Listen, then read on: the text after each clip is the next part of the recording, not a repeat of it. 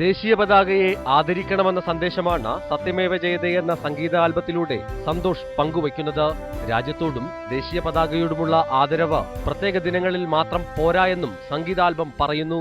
നമ്മൾ ഓരോ ഇന്ത്യൻ പൗരനും ഇന്ത്യയുടെ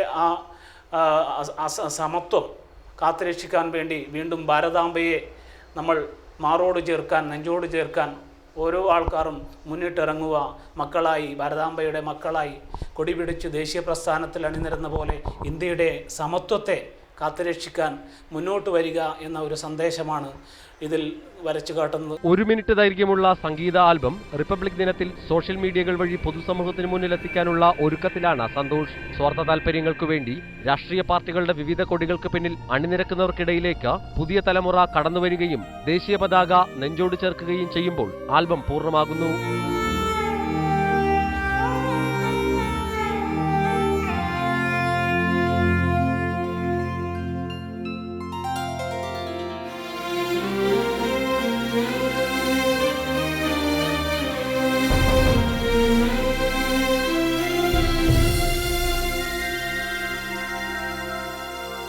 KV ബൈജു, റിപ്പോർട്ടർ, കാസർഗോഡ്.